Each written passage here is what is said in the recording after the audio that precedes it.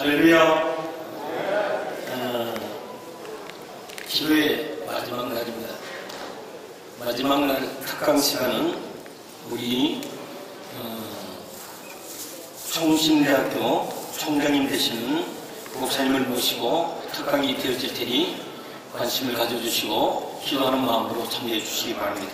먼저 우리 찬송 하나 하겠습니다. 301장 지금까지 지내온 것 찬송합시다.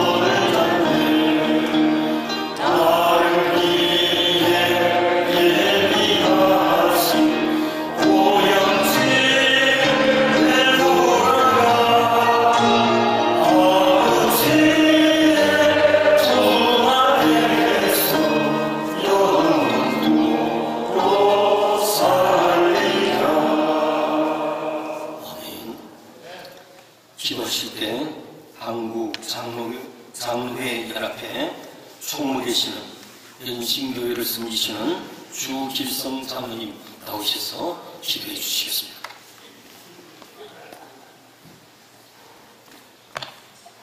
존귀하신 하나님, 기도에 다른 이유에 답이 없다는 것을 우리와 알게 하시고 우리를 이곳 명성기도원으로 부르신 하나님의 은혜와 사랑이 감사하고 찬양과 영광을 올려드립니다. 우리가 이곳에 모여 한마음 한뜻으로 기도함으로 말씀의 능력을 신뢰하지 못하고 좌절과 비탄에 빠져있던 우리가 복음의 능력으로 다시 회복되게 하심을 감사드립니다. 하나님, 우리가 원하는 것은 이 땅에 걸어왔던 60, 70년대의 교회의 부흥의 물질을 우리가 가진 믿음으로 다시 또 활활 타오르게 하는 것이오니 우리가 소망하는 바를 속히 이루어 주시옵소서. 이번 산상기도회를 통해 부르짖는 우리의 기도가 분열과 갈등이 있는 곳에 화해와 화평을 가져오고 전쟁 중에 있는 나라가 평화를, 고통과 금이 있는 곳에 치유가 있는 기적을 낳게 하여 주시옵소서. 우리 가운데 내려 있는 절망이 희망으로 변화되게 하시고 게으르고 나태하여 아무것도 할 수 없는 우리가 교회의 부흥과 받은 사명에 부전하여 열심히 특심 인물로 변화되게 하여 주시옵소서. 하나님, 교황의 우리를 불러 기도하게 하여 사오니 우리가 기도를 쉬는 죄를 범하지 않게 하시고 기도를 통해 예배를 회복하고 교회를 부흥시키며 이 나라의 안녕과 번영을 이루게 하여 주시옵소서. 이번 기도회를 준비하신 대장 이순창 증경 총회장님과 이은영 한 분 한 분을 축복하여 주시고 특별히 물질과 봉사의 수고를 아끼지 않으신 명성교회와 이 일을 위하여 기도로 준비해 주신 김상환 원로 목사님과 김하나 목사님을 기억하사 교회의 평안과 든든히 서가 복을 내려주시고 두 분 목사님께는 건강의 복과 전하시는 말씀에 권세와 능력이 있게 하셔서 말씀을 듣는 사람마다 감화가 있고 감동이 있는 목사님들 되게 하여 주시옵소서. 이 시간 주께서 사랑하시는 박성규 목사님을 세우시고 우리에게 말씀하시는 하나님, 우리가 말씀을 듣고 순종하게 하시고 하나님의 이름을 거룩게 하는 우리 모두가 되게 하여 주시옵소서. 지금 이곳에 임재하시고 우리 기도를 들으시며 응답하시는 우리 주 예수 그리스도의 이름으로 기도하옵나이다. 아멘.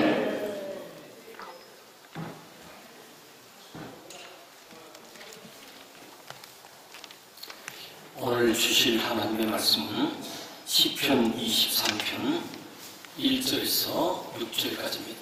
제가 봉독해 보리겠습니다. 여호와는 나의 목자시니 내게 부족함이 없으리로다.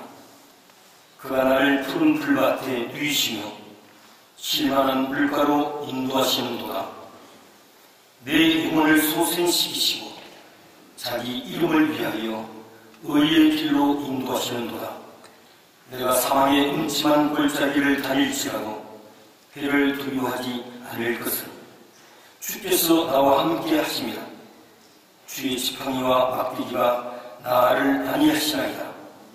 주께서 내 원수의 목전에서 내게 상을 차려주시고 기름을 내 머리에 부으셨으니 내 잔이 넘치나이다.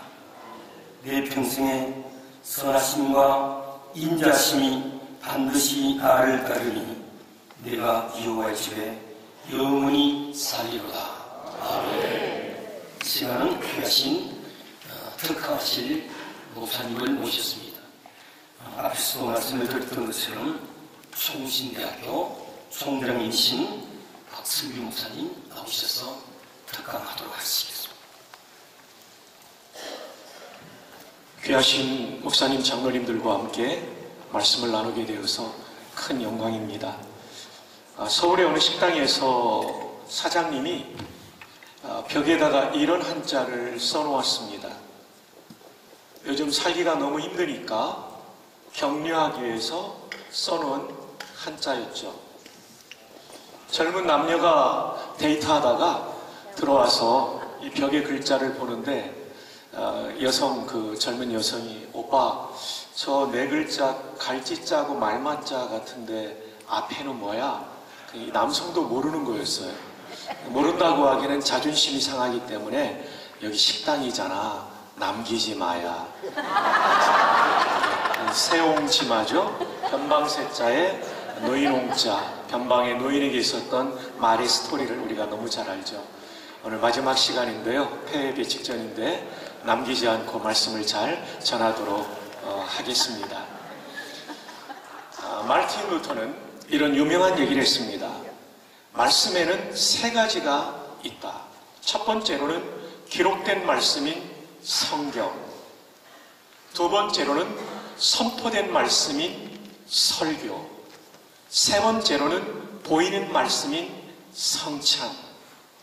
여기 계신 존경하는 목사님 장로님들께서는 이 설교를 하나님의 말씀으로 받는 분들이죠.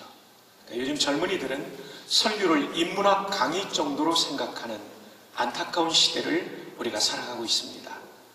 그런 면에서 우리는 예배 때마다 목사님을 통하여 살아계신 하나님의 말씀이 선포된다는 믿음으로 설교를 듣는 게 매우 중요합니다.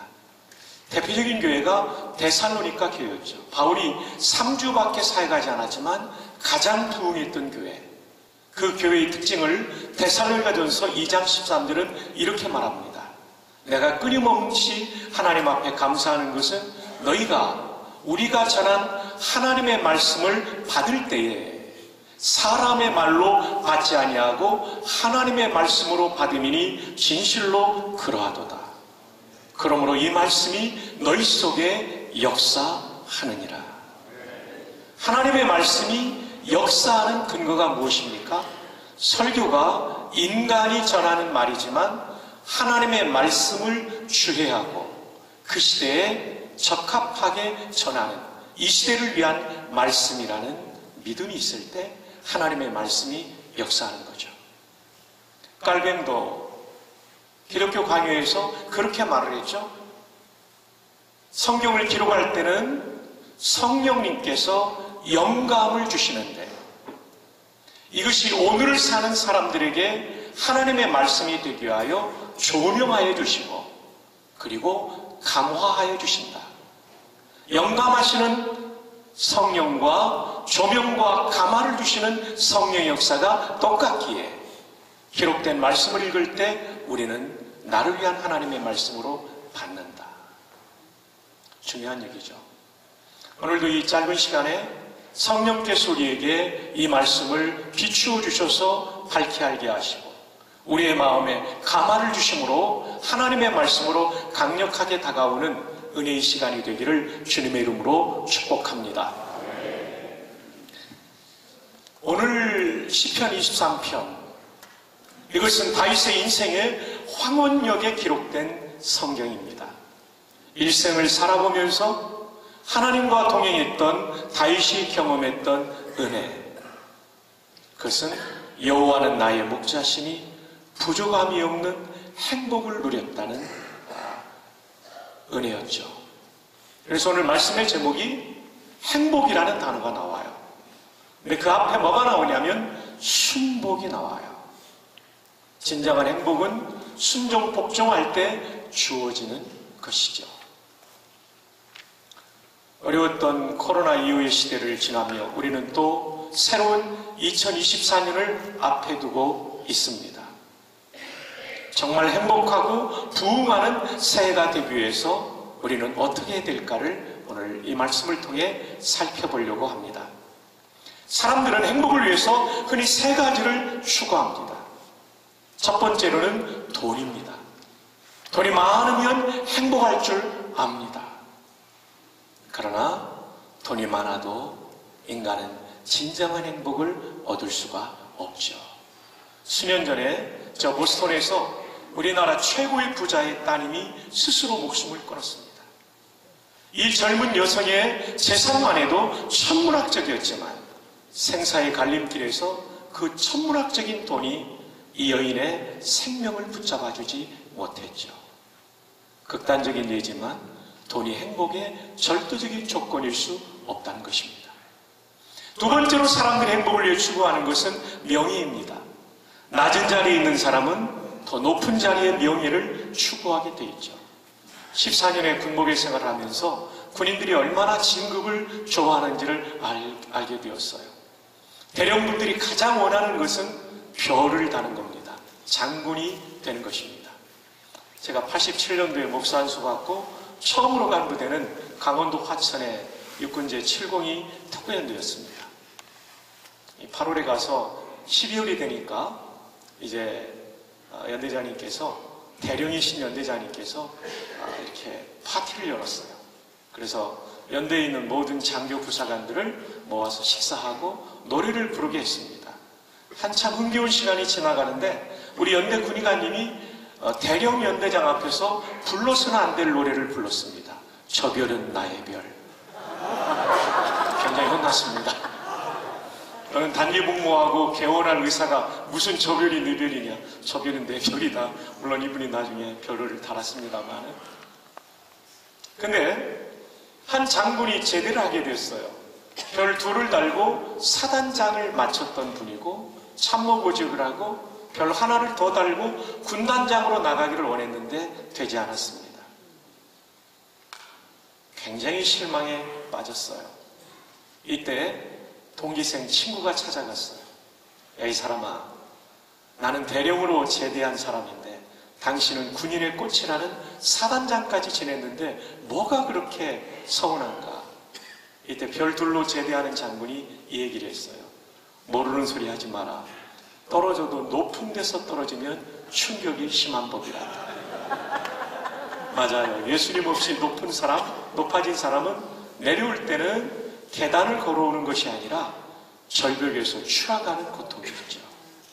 그러나 이필석 장로님이나 이런 분들, 정말 믿음이 좋은 장로님들은 그 시간까지 기회를 주신 하나님과 조국에 감사하며 예편하는 모습을 보았습니다. 여러분, 명예, 그 순간은 좋지만 그 행복감이 오래가지 않습니다. 명예도 언젠가는 내려놓을 때가 있는 것이죠. 인간의 행복을 위해서 추구하는 두 번째 조건인 명예도 영원하고 절대적인 행복은 주지 못합니다. 세 번째로 인간의 행복을 위해서 추구하는 것은 쾌락입니다. 인간이 느낄 수 있는 쾌락 중에 최고의 쾌락이 마약이라고 합니다. 절대로 실험해보면 안 됩니다. 제가 LA 이민 목회할 때 우리 손병렬 목사님과 같은 지역에 목회를 했습니다. 나이도 동갑이고요. 청년 하나가 마약에 빠졌어요. 그래서 청년 담당 목사가 LA에 있는 중독자 선교회를 찾아서 도움을 요청했더니 많은 중독들은 금단의 연상을 끊고 지나가면 그게 고통스럽지만 이길 수 있지만 마약은 평생의 싸움이랍니다. 한 번 이긴 것 같은데 유혹받아서 한 발을 디디면 더 깊이 더 깊이 인간을 가장 짜릿하게 하는 쾌락을 주는 이 마약의 결론은 뭐냐면요, 정신이 혼미해지고 온몸의 기능이 작동되지 않아서 비참하게 죽는 게 마약 중독자의 최후이죠. 우리나라가 마약 청정국에서 마약하는 사람들이 늘어나고 있다는 것은 굉장한 비극입니다. 보십시오. 인간의 행복을 위해서 추구하는 세 가지, 돈과 명예와 쾌락. 이것이 우리에게 행복을 주는 것 같지만 사실은 진짜 행복을 줄 수 없다는 것을 우리는 알게 됩니다. 그런데 오늘 본문 1절에 보면 진짜 행복한 다윗의 고백이 나옵니다. 함께 한번 읽어볼까요? 시작! 여호와는 내게 부족함이 없으리로다. 부족하다는 말도 부정의 말이고 없다는 말도 부정의 말입니다. 이중 부정은 강한 긍정이죠. 여호와 하나님을 나의 인생의 목자로 모시고 사니 나는 만족합니다 라는 강한 긍정입니다. 행복합니다. 다윗의 행복의 비결은 여호와 하나님을 나의 인생의 목자로 모시고 사는 거였습니다. 여러분 아시죠? 다윗도 굉장한 부자였다는 사실을. 그러나 다윗은 돈 때문에 부족함이 없다라고 말하지 않죠. 역대상 29장에 보면 다윗이 성전 건축을 위해서 죽기 전에 미리 바쳤던 금이 130톤입니다. 은이 204톤입니다. 돈이 아니고 톤입니다. 1000kg.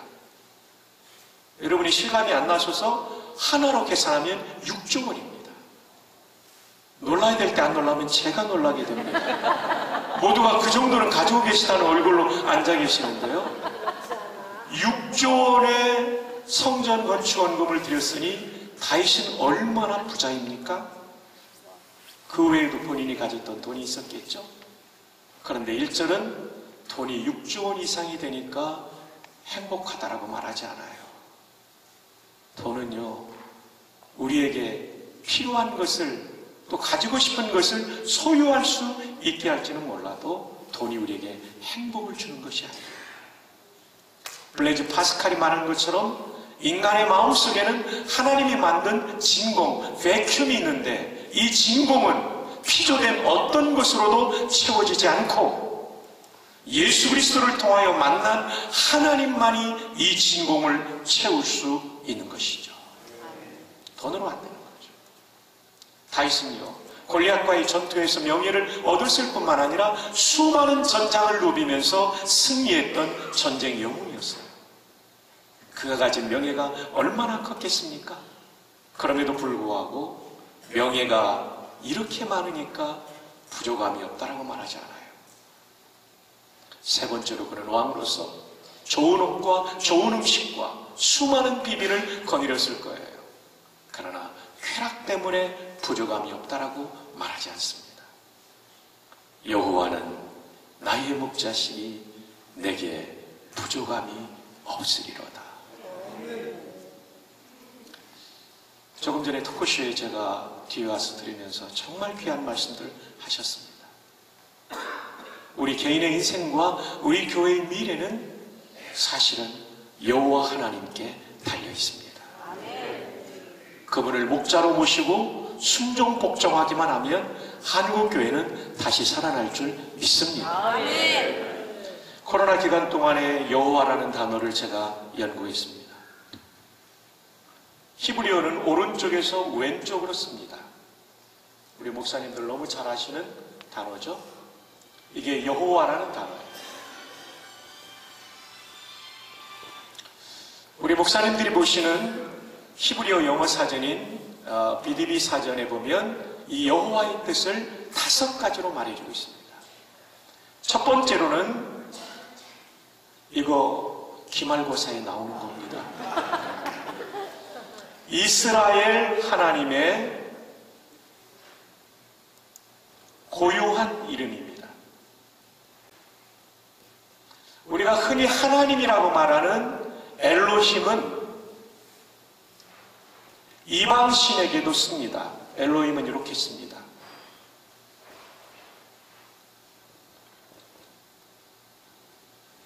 이 엘로힘이라는 단어는 우리가 믿는 하나님에게도 사용되지만 이방신에게도 쓰는 단어입니다. 우리말로는 하나님이라고 번역되어 있죠. 그런데 이 여호와는 이스라엘 하나님에게만 쓰는 고유한 이름, 프라퍼 네임이라고 사전에 되어 있습니다. 다른 신에게는 사용되지 않죠. 두 번째로 여호와라는 이름의 뜻은 생명을 주시는 분, 창조자라고 되어 있습니다. 5개 쓸 겁니다. 다 쓴 다음에 찍으시면 되겠습니다. Life Giver, 생명을 주시는 분, 창조자, Creator라고 되어 있어요. 또는 창조주라고도 할 수 있죠. Creator. 저는 이번을 번역하면서 너무나 힘을 얻었어요. 코로나19로 말미암아 감염되어서 힘이 빠져가는 성도들, 모이지 못해서 교회가 힘이 빠져갈 때에도 여호와께서 다시 생명을 주시면 성도도 살아나고 교회도 살아날 줄 믿습니다. 이 믿음을 갖게 되었어요. 라이프 기버, 생명을 주시는 분, 크리에이터, 창조자예요. 세 번째로는요, 절대적인 분이라는 뜻이 있어요. The absolute one. 우리 모두는 상대적이죠. 나보다 강한 사람 앞에 나는 약자입니다. 나보다 약한 사람 앞에 나는 강자입니다. 근데 하나님이 절대적인 분이라는 뜻은 뭐냐면 누구에게도 약자가 아니에요. 모든 사람과 영적 존재에게도 하나님은 절대자이십니다. 다 이길 수 있습니다. 모든 문제에도 답이 되는 줄로 믿습니다. 절대적인 분, The absolute one. 그러니까 이분께 기도하면 답이 있는 거죠. 그래서 여러분, 예레미야 33장을 우리 한번 보면 좋겠는데요. 3절을 한번 볼까요? 너무 잘 아시죠? 너는 내게 부르짖으라. 내가 내게 응답하겠고 내가 알지 못하는 크고 은밀한 일을 내게 보이리라. 자, 그런데 여러분, 이 3절 너무나 잘 아는데 그 앞절이 2절입니다. 2절이 뭐라고 되어 있냐면 이를 행하시는 여호와, 그것을 만들며 성취하시는 여호와, 그의 이름을 누구라고 한다고요? 여호와라는 이가 이와 같이 이르시도다. 제가 미리 원고도 안 줬는데 방송실 이렇게 잘해요. 우리 여러분 방송실 한번 박수 한번 해드립시다. 이 박수들 동안 너무 수고하셨습니다. 그의 이름을 여호와라는 이가 말하노라. 하나님은 당신의 이름을 모세에게도 여호와라고 하셨는데 여기서도 여호와라고 밝혀요. 근데 이 여호와 어떤 분이십니까? 일을 행하십니다. 그리고 만들며 성취하십니다. 우리는 미완의 과제를 남겨놓고 어떤 직책을 떠날 때도 있고 세상을 떠날 때도 있습니다. 그러나 하나님은 시작하신 일을 반드시 완성하시는 하나님이십니다.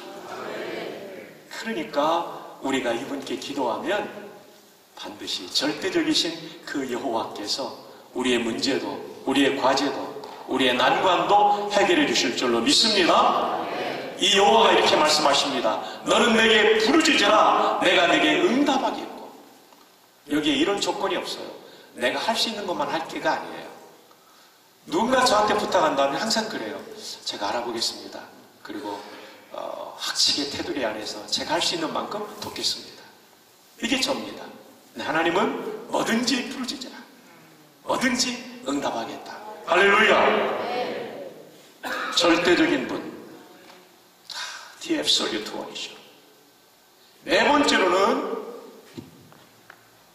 변함없이 영원히 사시는 분.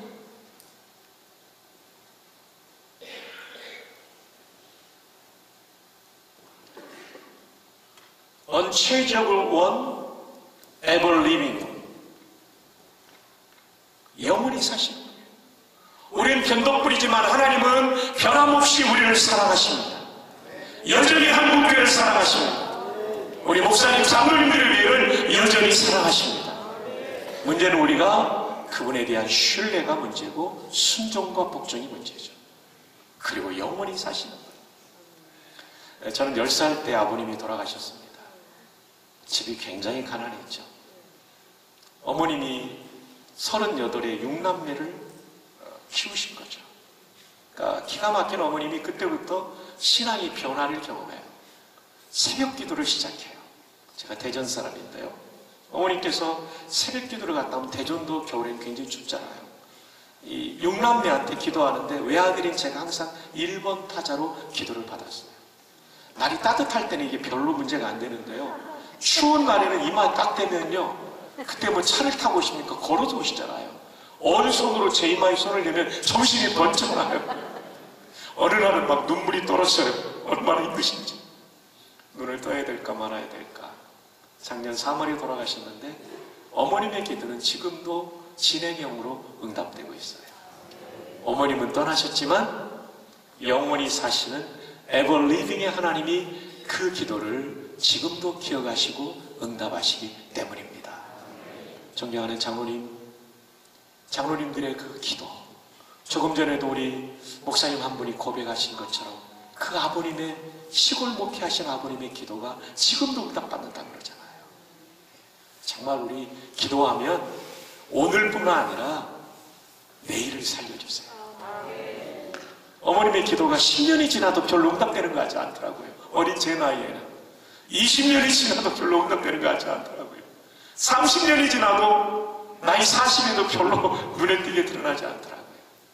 40년이 지나니까 제가 50이 넘어가니까 어머님의 기도가 놀랍게 응답되는 것을 경험하게 되었습니다. 기도가 살 길입니다. 왜냐하면 기도를 들으시는 그분이 여호와이시기 때문입니다. 마지막 5번째입니다. 스스로 존재하시는 자존자이시죠.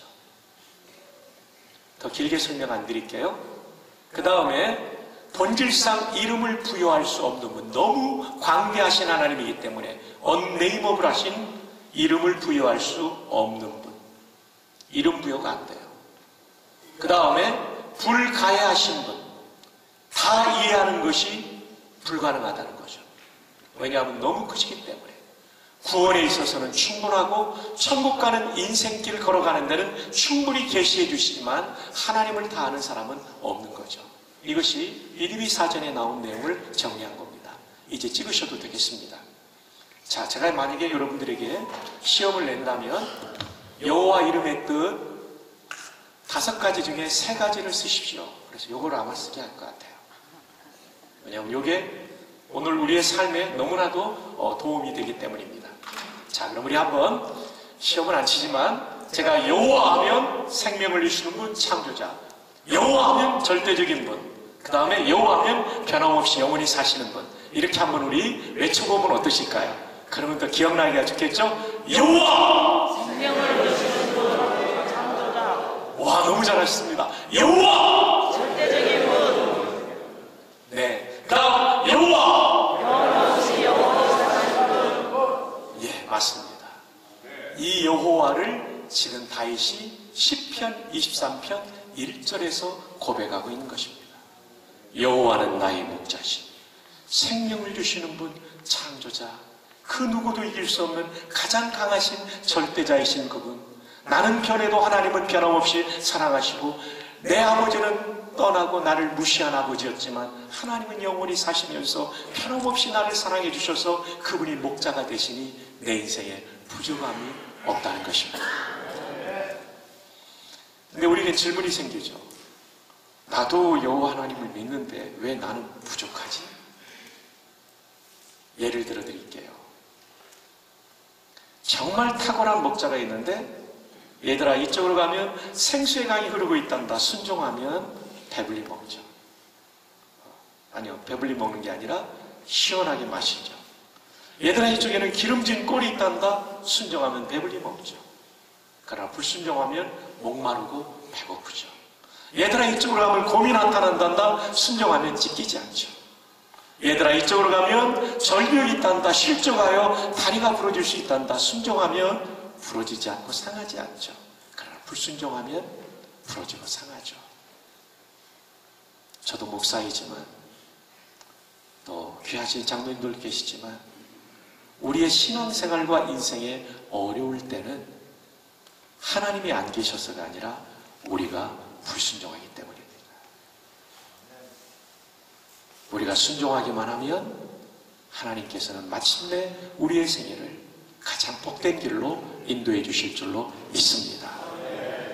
자, 그러면 이렇게 다윗이 순종했을 때 누렸던 행복은 무엇일까요? 2절 말씀 한번 우리 함께 읽어볼까요? 2절이요. 시작. 푸른 풀밭에 누이시며 충만한 물가로 인도하시는도다. 저는 이 말씀을 읽다가 질문이 생겼어요. 푸른 풀밭은 양들에게 밥인데 왜 누인다고 하셨을까? 이해가 안 돼서 기도했어요. 그랬더니 동물의 왕국을 떠오르게 하셨어요. 동물의 왕국에 보면 배고픈 짐승은 눕지 않습니다. 먹을 걸 찾아다니죠. 눕는다는 얘기는 이미 배불리 먹고 쉬는 상태, 안식의 상태까지 나아갔다는 거죠. 거기까지 기도하면서 묵상이 되니까 무릎을 탁 쳤어요. 아, 하나님, 제 수준은 먹는 것 정도에 머물러 있지만 하나님은 그 다음 단계까지 인도하시는 거예요.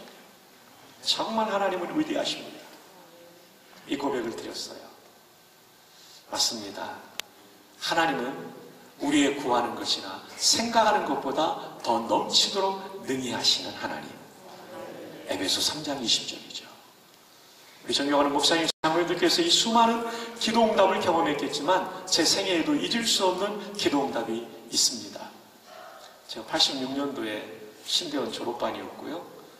87년도에 군목으로 가게 되는데 80년도 봄에 제가 섬겼던 광화문에 있는 내수독교회 한 자매가 하나님께 이런 기도를 드렸다고 해요.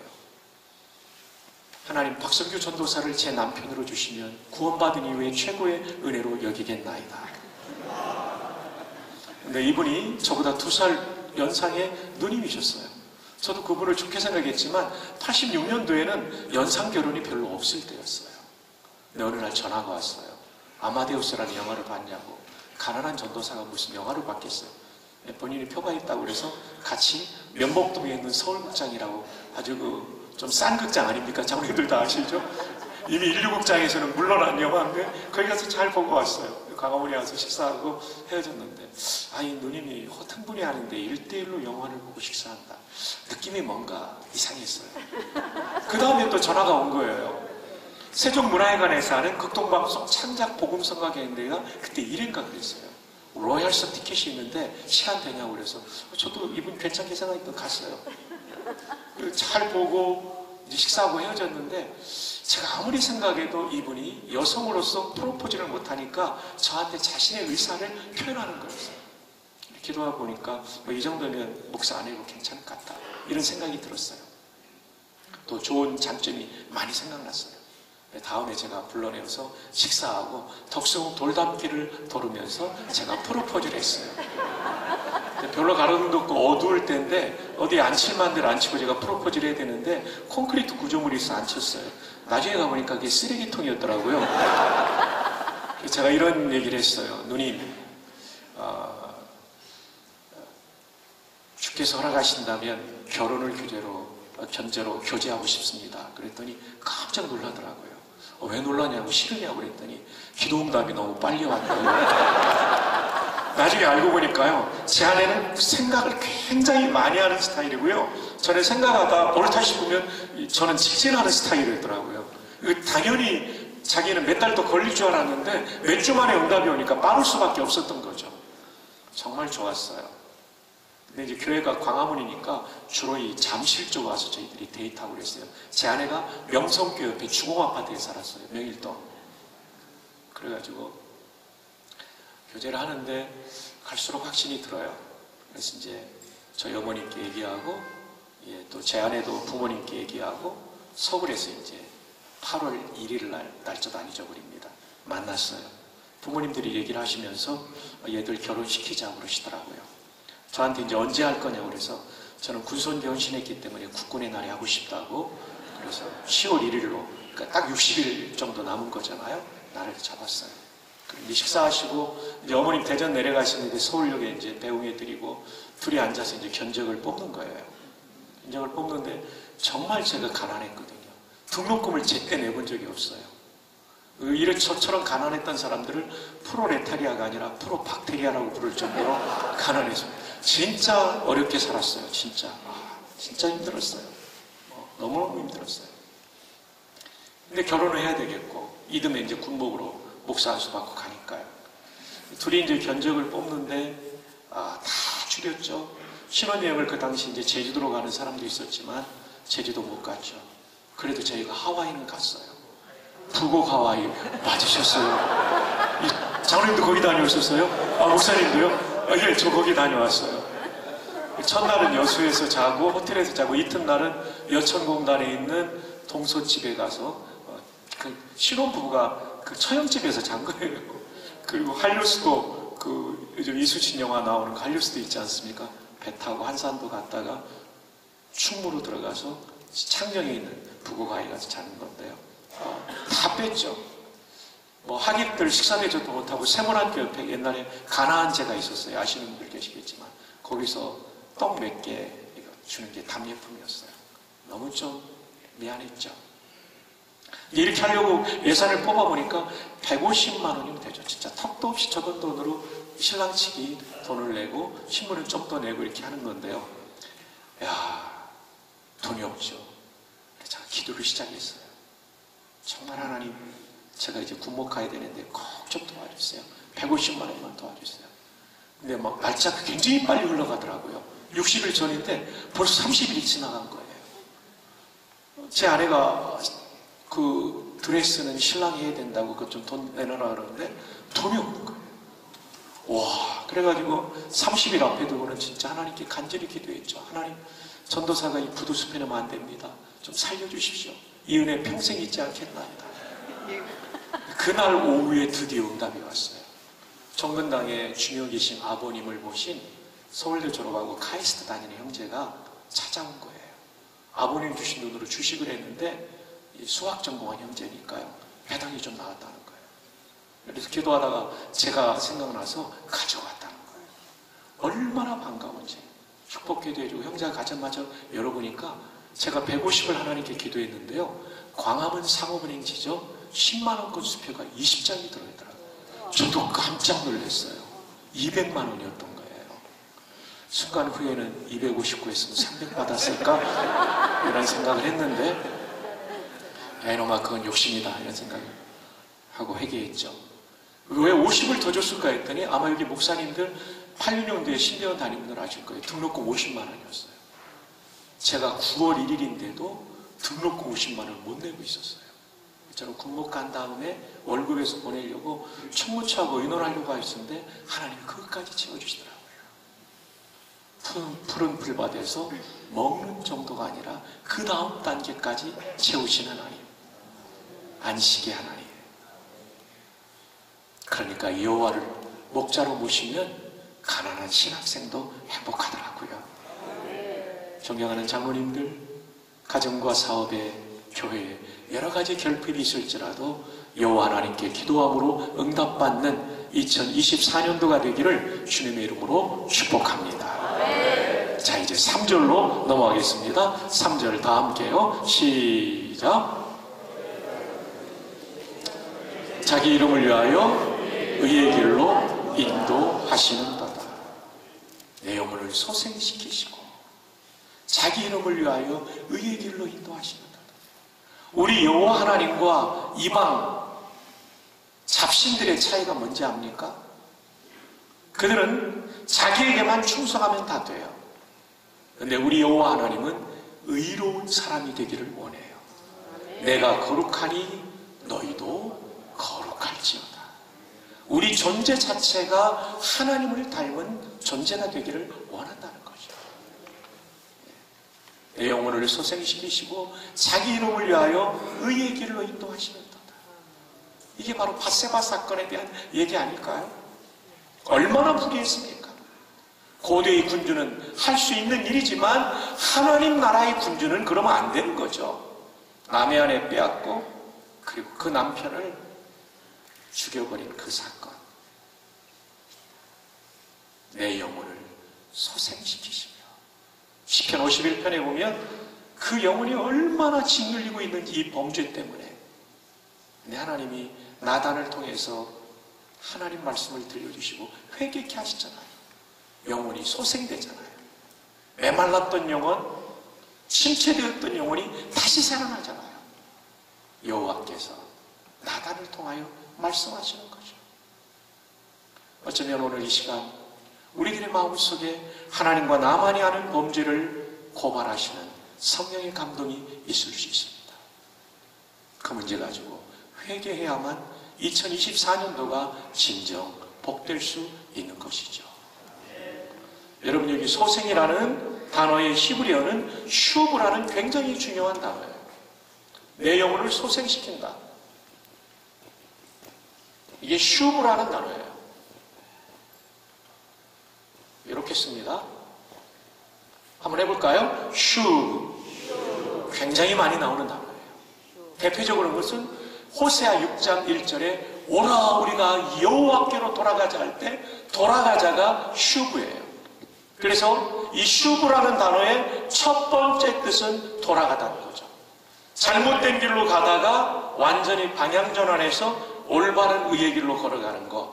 이게 소생이라는 단어인 슈브의 첫 번째 뜻입니다. 놀랍게도 두 번째 뜻은 회개라는 뜻이 있습니다. 여호와께 돌아간다는 것은 예배당에 간다 이 정도가 아니에요. 하나님 싫어하시는 이 죄를 저질렀습니다. 회개예요, 회개. 그 다음에 여러 뜻이 BDB 사전에 나오는데 대표적인 하나만 더 소개한다면 부흥시키다, 소생시키다, revive. 여기에 명사형이 revival, 부흥이잖아요. 여호와께 돌아가 회개할 때 진정한 부흥, 소생이 일어나는 거죠. 자, 여러분, 바울은 히브리어로 내 영혼을 소생시키시고 하면서 어떤 생각을 했을까요? 내 범죄를 하나님께 회개했더니 나를 부흥시켜 주셨다. 그 결과 의의 길로 다시금 걸어가게 하셨다. 진정한 행복은요, 내 문제가 기도응답으로 해결되는 거기에 있는 것만은 아니에요. 그것이 너무나 필요하고 중요하지만 더 중요한 것은 진정 회개하고 부흥을 경험하는 것인 줄로 믿습니다. 회개할 때 주시는 그 감격, 회개할 때 주시는 자유함, 회개할 때 주시는 그 성령의 충만함, 이것이 시편 23편 3절에 나오는 놀라운 행복의 이유인 것입니다. 24년도를 앞에 두고 소생의 은혜를 경험할 수 있기를 축복합니다. 자, 이제 4절로 나가겠습니다. 4절이요. 4절. 자, 준비되셨으면 다 함께요. 자, 자막 한번 띄워주십시오. 4절 시작.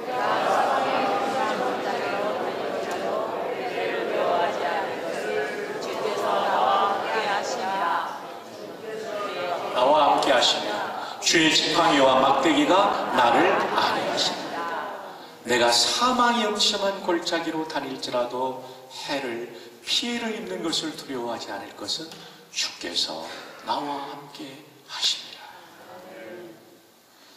이 시편이니까 수사학적 표현으로 오해하시면 안 됩니다. 다윗은 수많은 사선을 넘었던 사람, 사망의 음침한 골짜기를 걸어갔던 분이죠. 골리앗과의 전투 현장으로 나아갈 때 그 사망의 음침한 골짜기였죠. 돌아와서 승리하고 돌아왔더니 여인들이 사울은 천천히요 다윗은 만만이라고 할 때 불쾌하게 느꼈던 사울왕 때문에, 그 질투심 때문에 사울왕이 다윗을 죽이려고 단창을 던지는 건 몇 번이죠. 다윗 한 사람이 도망가니까 쫓아서 추격의 군대를 풀었던 병력이 일개 연대 병력 3,000명을 2번이나 풀어요. 사망이 음침한 골짜기죠. 죽음과 나 사이에는 한 걸음밖에 없습니다라는 기가 막힌 비탄시를 시편에서 쓰고 있지 않아요?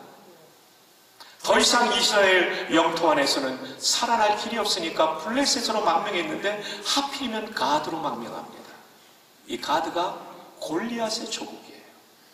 이 자가 골리앗을 죽인 자입니다. 그래서 죽이려고 하는 순간 다윗은 침을 질질 흘리며 어그적거리며 대문에 이상한 낙서라며 미친 사람 흉내를 해서 살았던 인물. 사망의 음침한 골짜기, 정말 비운의 인물이죠. 나중에 왕이 됐더니 아들이 반역을 일으키죠. 이 압살롬이라는 아들은 이름이 안 좋습니다. 아버지도 살인할 놈입니다.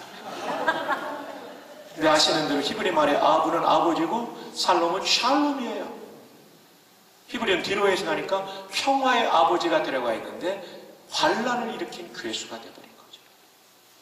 괴물 같은 아들, 이스라엘 최고의 미남이요 기대를 걸었던 아들이 반란군이 되어 나타났던 이 슬픈 아버지.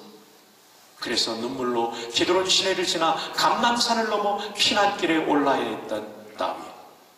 사망의 음침한 골짜기를 걸어간 것입니다. 시므의 저주를 아시죠?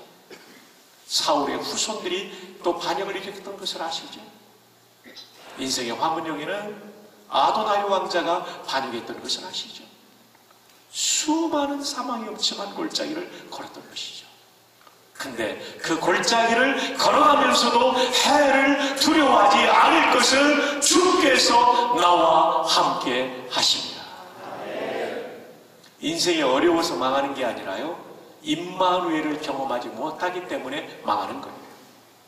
내 목자 되신 여호와께서 나와 함께 하신다는 임마누엘의 은혜를 경험하면 아무리 어려워도 이길 줄로 믿습니다.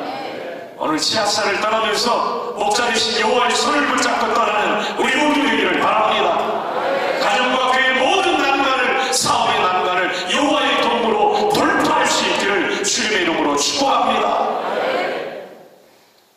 하나님이 이렇게 다윗을 포기하지 않았던 이유는 뭡니까? 아니, 우리 성도들을 포기하지 않는 이유는 뭡니까? 너무나 소중하기 때문이에요. 너무나 소중하기 때문에. 여러분, 하럴드 모로이츠라는 예일대 화학과 분자화학적이시죠? 교수였던 그분이 얘기를 했어요. 인간처럼 말하고 행동하는 존재를 만들려면 돈이 얼마나 들어갈까? 단백질, 아미노산, RNA, DNA 다 사가지고 만든다. 인간처럼 이렇게 멋진 건물을 설계하고 지을 수 있는 존재, 손바닥만한 스마트폰 안에 모든 기능을 집어넣을 수 있는 존재, 대단하죠. 그리고 여러분, 저는 손흥민 선수가 70m를 드리블하면서 골을 넣는 기가 막히죠. 김연아 선수가 밴쿠버 올림픽 때 표정 연기를 하며 음악에 맞춰서 다리를 쫙 들고 이렇게 연기하는 거. 와, 저는 서서 하기도 힘든데, 그죠? 그 좁은 칼라리에 서서 말이죠. 자동차도 30년을 타면 망가지는데, 제 나이 올해 만 62세인데 아직도 건강합니다. 오늘 아침에도 국군 도수 체조를 하고 팔굽혀펴기 하면 제가 한 45개 정도를 합니다. 논스톱으로. 이런 존재 정말 대단하지 않습니까?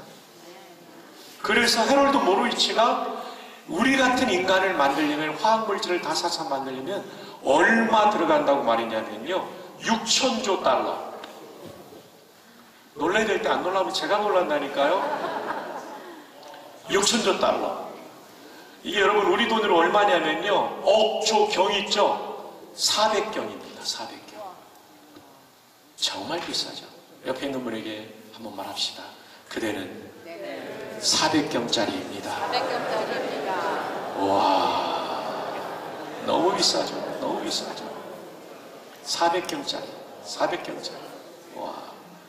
여러분의 집이 400경짜리 있나요? 우리가 때로는 가난하게 살지라도 집보다 우리가 더 비싼 존재예요. 여러분의 승용차가 400경짜리 있나요? 없죠. 승용차가 낡아도 사실은 우리가 더 비싼 존재죠. 창세기를 보면서 질문이 또 생겼어요. 창세기 1장, 2장에 보면 하나님께서 우주 만물을 다 만드신 마지막 날, 6째 날 짐승 만들고 그 다음에 인간을 만드셨어요. 이야, 제가 또 질문이 생겼죠. 하나님 만물의 영장을 왜 꼴찌로 만듭니까? 하나님 바로 답을 주시더라고요. 야, 첫째 날 만들었으면 너 진짜 힘들었을 거야. 지구가 깊은 물로 둘러싸였기 때문에 너 2박 3일 동안 묻이 드러날 때까지 아무것도 먹을 것도 없는데 금식하고 2박 3일 수영하고 다녀야 돼. 우와. 마지막 날 먹을 수 있고 디딜 수 있는 땅, 먹을 수 있는 것과 디딜 수 있는 땅을 만드시고 인간을 만드신 것. 진짜 저보다 연상에 우리 장로님들 계셔서 송구스럽지만 진짜 인생이 말이죠. 늦게 된다고 나쁜 게 아니더라고요. 하나님의 때에 되면 다 좋은 거더라고요. 우리가 만들어진 게 그런 거예요. 근데 남자보다 더 늦게 만들어진 존재가 있으니 여성입니다. 여성은 정말 하나님이 지극히 사랑하는 존재들이죠. 예. 여성은요, 정말 하나님이 존귀하게 만들었어요. 남자들은 죽었다 깨어나도 아기를 임신하고 출산하지 못해요. 근데 여기 있는 모든 남자들을 낳아주신 분들이 여성들이에요. 그래서 영어로 사람을 man이라고 하는데 여성을 woman이라고 합니다. 이 W가 아기집을 말하는 wom이라는 얘기가 있어요. 사람은 사람인데 아기집을 가지고 하나님의 창조의 동역자가 될 수 있는 존재. 대단한 분들이죠. 그리고 하나님이 여성들을 얼마나 아끼셨는지 남자 만들 때 하면 재료가 달라요. 남자는 흙을 버무려서 만들었고요. 여자는 뼈로 만들었어요. 그릇으로 말하면 남자는 질그릇이고 여자는 본 샤이너예요. 그래서 훨씬 아름답죠. 그리고 이렇게 떨어뜨리면 질그릇은 투박하고 강하게 보이지만 퍽하고 깨지지만 본 샤이너는 떨어져도 쨍그랑하지만 안 깨지죠. 와. 그래서 남자가 빨리 죽고 여자가 8년을 더 살아요. 같은 나이라면. 그래서 지혜로운 남자는 연상에 있고 이렇게. 죄송합니다. 자, 이 시간 옆에 많이 계시진 않지만 여성들을 이렇게 축복하면 어떨까요? 그대는 본 샤이나이십니다. 근데 나이든 본 샤이나는 더 비싸요. 앤틱이니까. 염색하고 오셨지만 흰머리 소녀들 정말 귀하시죠. 여기 연세 드신 우리 여성 장로님이나 권사님들, 저희 같은 목사들이 권사님 장로님들이 지어주신 밥과 간식 먹으며 성경학교하고 수련하면서 은혜 받고 여기까지 온 거죠. 앤틱 분들에게 한없는 감사를 드립니다. 자, 하나님이 이렇게 우리 인간을 사랑하셨어요. 하나님과 소통할 수 있는 유일한 존재의 피조물로 동시에 하나님을 대신하여 만물을 통치하는 대리 통치자로, 그리고 여성들은 정말 존귀한 존재로 만들어 주셨죠. 그런데 인간이 범죄하게 되죠. 우리 사람 같으면 인간을 끝장내 버렸겠지만 하나님은 인간의 죄를 가리우시는 가죽옷을 지어 입히시고, 그리고 구약의 속죄제사를 통하여 죄인된 인간을 용서하시고 하나님과의 관계를 회복시켜서 영생하는 존재로 만들어주셨죠. 여러분, 속죄제사를 보면 이렇습니다. 죄인이 속죄를 받으려면 제사장 앞에 양 한 마리를 끌고 와요. 1번이 뭐냐면 양의 머리에 안수하는 겁니다. 하나님이 죄는 하나님의 심판을 받아 마땅합니다. 그런데 하나님께서 저를 용서하시기로 언약하시고 이 대속의 제물을 받기로 하셨습니다. 이 죄를 회개하오니 용서해 주십시오 하면 박성규의 죄가 이 양한테 가는 거예요. 2번은 이 양을 잡습니다. 3번은 씻어서 번제단 위에 올려놓습니다. 맹렬한 불로 태울 때 지옥불 같은 이 불에 이 제물은 다 타서 없어지죠. 없어짐과 동시에 뭐가 없어졌다고 인정해 주냐면 박성규의 죄가 없어졌다고, 속죄받았다고 인정해 줍니다. 근데 여기는 문제가 있어요. 죄인은 사람인데 제물은 양, 동물이죠. 이퀄이 되지 않아요. 값이 등가가 되지 않죠. 이건 불완전하고 예표적인 대속제물이었던 거죠. 사람이 죄를 지었으면 사람이 대신 죽어야 되는 거죠. 근데 모든 사람이 죄인이기 때문에 대신 죽을 놈도 없고 면도 없기 때문에 하나님이신 그분이 이 땅에 인간의 몸을 입고 오셨죠. 그리고 남녀 관계가 아니라 성령의 능력으로 태어나셨죠.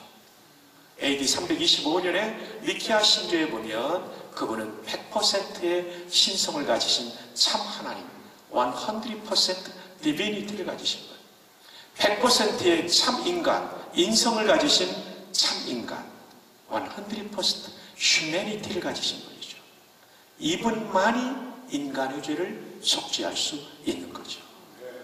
그래서 예수님이 지나갈 때 세례요한이 외치죠. 보라! 세상 죄를 지고 가는 하나님의 어린 양이로다. 하나님 의가 중요해요. 사람의 양은 동물이지만 하나님의 양은 완전한 인간이기에 인간을 속죄하기 위한 제물이 되신 거죠. 그리고 십자가에서 우리의 죄값을 다 치러주셨기 때문에 돌아가시면서 내가 다 이루었다, 죄값을 치루었다라는 헬라어 테텔레스타이를 외친 것이죠. 아시는 대로 텔레오 동사의 완료 형태입니다.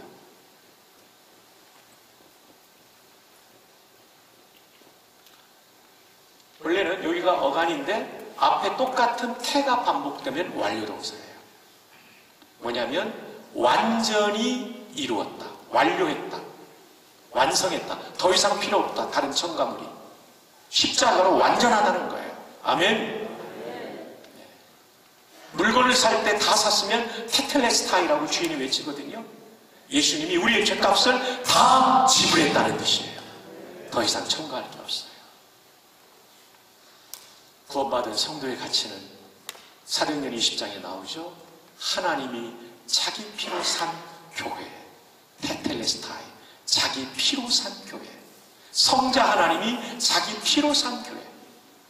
저와 우리 장로님들과 우리 목사님들이 얼마나 존귀합니까? 우리 성도 모두가 예수님이 핏값으로 사주셨기 때문에 우리의 가치는 6천조 달러보다 비싼 무한대의 가치가 있는 것입니다.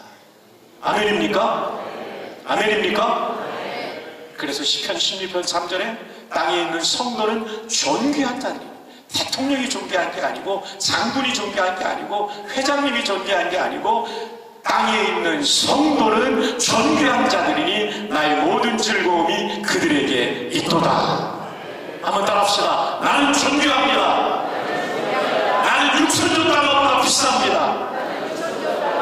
옆에 있는 분에게 축복합시다. 그대도 존귀합니다. 그대도 비쌉니다. 그러면 4절이 이해되는 거죠. 내가 사망의 음침한 골짜기로 다닐지라도 피해를 입는 것을 두려워하지 않을 것은 주께서 나와 함께 하십니다. 왜냐하면 여호와 하나님께 우리가 너무나 비싼 존재이니까, 너무나 소중한 존재이니까 우리를 포기하지 않는 것이죠. 그리고 사망의 음침한 골짜기를 돌파하게 하시는 줄로 믿습니다. 존경하는 장로님, 목사님, 어쩌면 여기가 내 인생의 끝이라고 생각하는 분이 있을 수 있어요. 어쩌면 이런 기도를 드리는 장로님도 계실 것 같아요. 하나님, 사업이 너무 힘듭니다. 나 장로로서 부끄럽지 않게 잠잘 때 조용히 데려가 주십시오. 이런 기도를 드리는 분도 계실 수 있습니다. 목사님 가운데 하나님 제 목회가 여기가 끝인 것 같습니다. 끝이 아닙니다. 여호와께서 오늘도 우리 존경하는 장로님과 목사님의 손을 붙잡고 계십니다. 왜냐하면 6천조 달러보다 목사님, 장로님이 존귀하기 때문에, 성도님이 존귀하기 때문에 사망의 음침한 골짜기도 다윗도 수없이 겪었지만 이기게 하셨던 것처럼 우리도 이기게 하실 줄로 믿습니다. 이제 5절로 넘어가겠습니다. 5절 우리 자막으로 좀 띄워주시기 바랍니다. 5절. 자, 준비되셨으면 다 함께 우리 한번 읽으시면 좋겠습니다. 5절 한번 띄워주십시오. 네. 시작. 주께서 내게 상을 차려주시고 기름을 내 머리에 부으셨으니 내 잔이 넘치나이다. 아멘. 시간이 좀 지나서 짧게 같이 할게요. 기름을 머리에 부었다는 게 무슨 뜻이냐면 팔레스타인의 목자들에게 고통스러운 것은 코파리라는 작은 파리가 양의 코에 들어가 알을 낳아놓는 겁니다. 그러면 따뜻하고 습도가 알맞은 곳에서 알이 자라면 가렵기 때문에 양들이 돌뿌리 나무구리에 가서 긁다가 부딪히다가 부상을 입어요. 근데 들녘에서 이 코파리를 어떻게 다 쫓겠어요? 모기장을 칠 수도 없잖아요. 제일 좋은 것은 기름을 부어놓으면 접근하다가 날개짓하다가 다 붙는 거예요. 그럼 양들이 혀로 이걸 다 잡아먹죠. 기름을 붓는다는 게 그런 뜻입니다. 우리의 신앙생활에도 코파리 같은 공중의 건세 잡은 악한 영들이 있죠. 사실 우리는 많은 문제가 해결된다고 할지라도 결핍의 문제, 죄의 문제, 또 위기의 문제, 많은 문제가 해결된다 할지라도 우리 안에는 끊임없는 악한 영의 공격이 있습니다.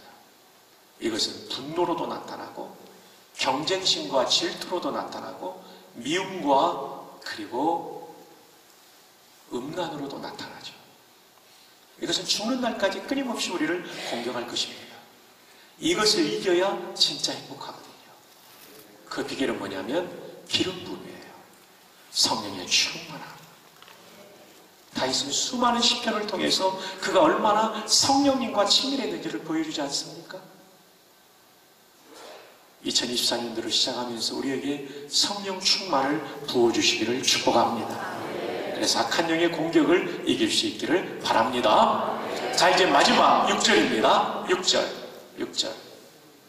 6절 시작. 내 평생에 선하심과 인자하심이 반드시 나를 따르리니 내가 여호와의 집에 영원히 살리로다. 아멘. 내가 영원히 거할 수 있는 여호와의 집은 지상의 예배당이 아니죠. 저 천국이죠. 천국은 분명히 공간으로 존재한다라고 루이스 볼컵이라는 분이 얘기하셨습니다. 그분의 조직신학책에 보면 로컬 트랜지션이라는 말로 승천을 설명합니다. 부활하신 주님이 인성을 입고 감난산이라는 플레이스에서 천국이라는 플레이스, from place to place, local transition, 이런 문장이 나와요. 분명히 천국은 존재하고요. 그것은 우리가 삼위일체 하나님과 앞서간 성도들과 만날 복된 장소입니다. 여러분, 돈 문제가 해결되고 또 다른 결핍이 해결되고 그리고 위기에 사망의 음침한 골짜기가 해결되고 그리고 악한 영의 공격이 해결돼도 남아있는 인생의 마지막 문제는 죽음의 문제입니다. 이병철 회장님도 죽음의 문제 때문에 고민하다 그냥 돌아가셨잖아요. 근데 다윗은 이 문제가 해결됐다는 거예요. 내 평생의 선하심과 인자하심이 나를 항상 따라다니고 목자로서 인도해 주시겠지만 그것이 끝이 아니라 내가 여호와의 집에 언제까지 산다고요? 영원히 살리로다. 천국에 대한 확신이 있었던 것이죠. 여러분, 천국에 대한 확신이 없으면 반드시 교회는 세속하게 합니다. 이 땅이 전부라고 생각하니까요. 요즘은 교회가 천국 얘기를 많이 하지 않으니까 김밥집에서 가져가잖아요. 김밥 천국이라고. 또 알바 천국도 있더라고요. 세상에. 이런 유사품에 속지 마시기를 바랍니다. 천국은 정말 영광스러운 곳입니다. 정말 영광스러운. 우리가 함께 믿고 있는 웨스트민스터 신앙고백 33장까지인데 32장이 인간의 최후 상태, 이 천국에 대해서 웨스트민스터 신앙고백 마지막 장, 전장 32장에 나와요. 부활하신 주님이 인성을 입고 계신 그것, 성부와 성자와 앞서간 성도를 만나는 것.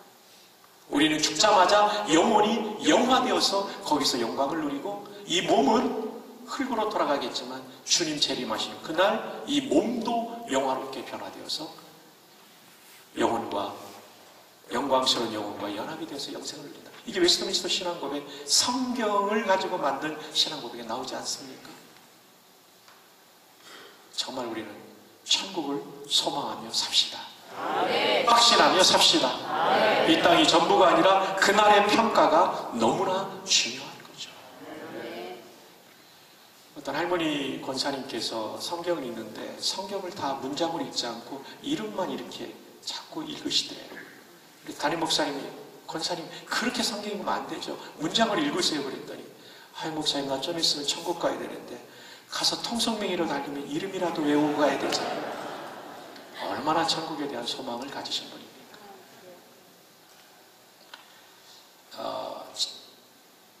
1492년입니까? 그 전까지 유럽은 지구가 직육면체라고 생각했어요. 그래서 먼 바다로 항해하면 절벽으로 떨어져 죽는다고 해서 이 지브롤터 끝에 이베리아 남반도 남단에 허큘레스라는 기둥에 이런 문장을 써놨어요.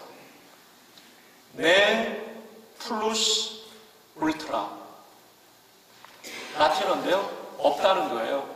풍성한 것이 끝에, 이 너머에 아무것도 없다는 거예요. 넘어가지 마라, 죽는다. 근데 1492년입니까? 콜럼부스가 이 죽음의 경계선을 돌파하고 돌아와서 스페인 왕자한테 고백하죠. 보고하죠. 죽음의 경계선을 넘어가 보니까 유럽보다 더 풍요로운 저 아메리카 대륙이 기다리고 있었습니다. 이때 황제는 부정의 말이 뇌를 지우게 만들죠. 뜻이 완전히 역전되었습니다. 이 너머에는 너무나 풍성한 것입니다. 저는 이것이 성경이 말하는 죽음과 세상이 말하는 죽음의 차이라고 생각합니다. 세상은 죽음 너머에 아무것도 없으니까 여기서 다 누리려고 하죠. 우리는 죽음 너머에 더 풍성한 하나님 나라가 있으니까 여기서 그 하나님의 뜻에 따라 사는 것입니다. 마지막으로 인생은 세 번의 생애를 살아갑니다. 엄마 뱃속, 지상생애, 영원한 생애. 1번과 2번은 준비하는 생애예요. 엄마 뱃속에서 잘 준비되면 이 찬란하고 넓은 두 번째 생애를 살죠.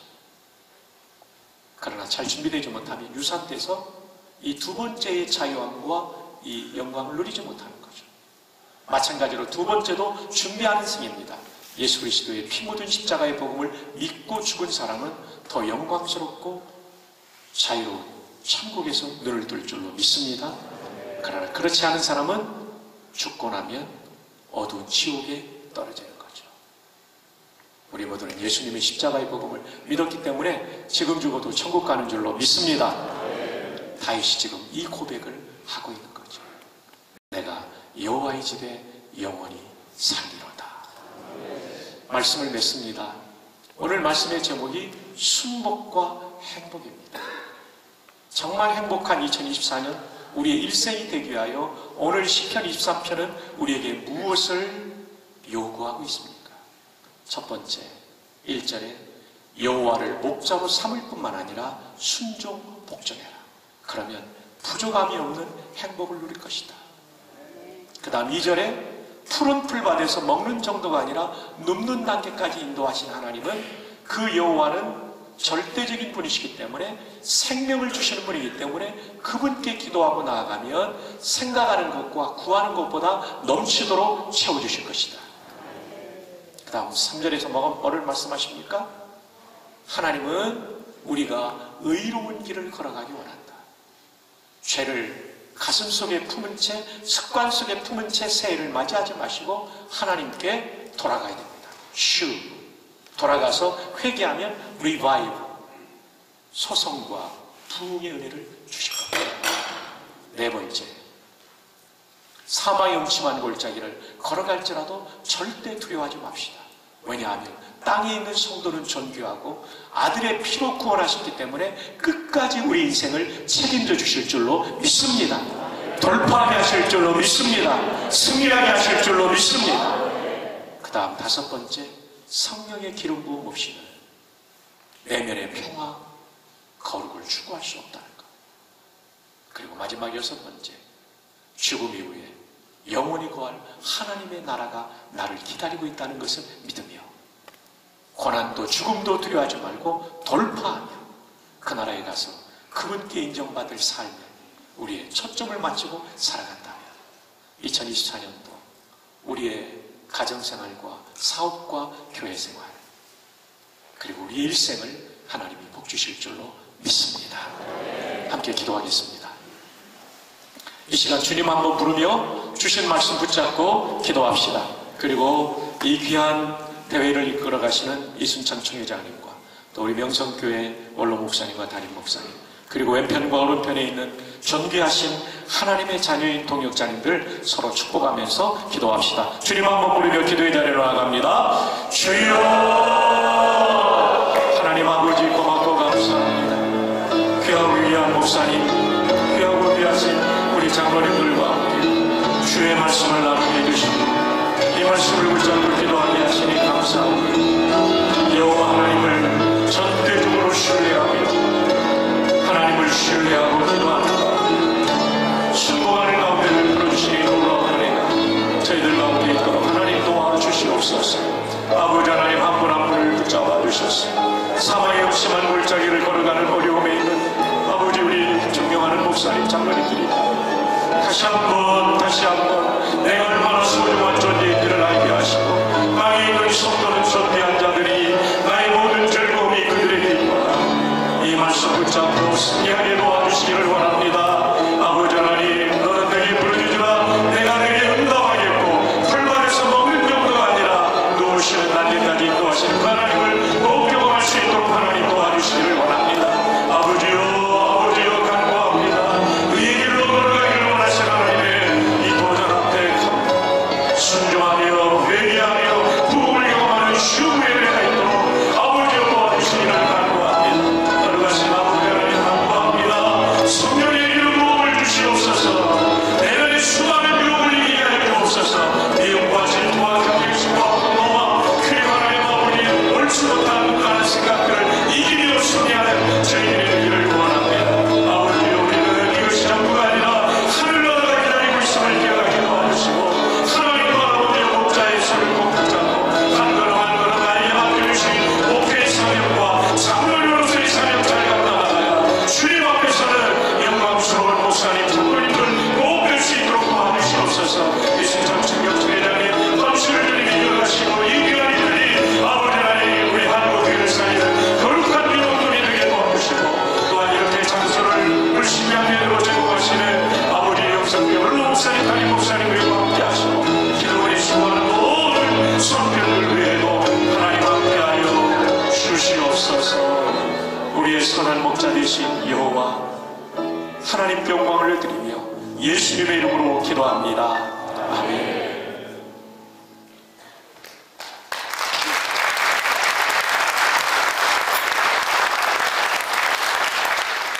할렐루야. 귀한 목사님 보내주신 하나님께 또 그리고 귀한 강연하여 주신 우리 목사님께 감사의 박수 다시 한번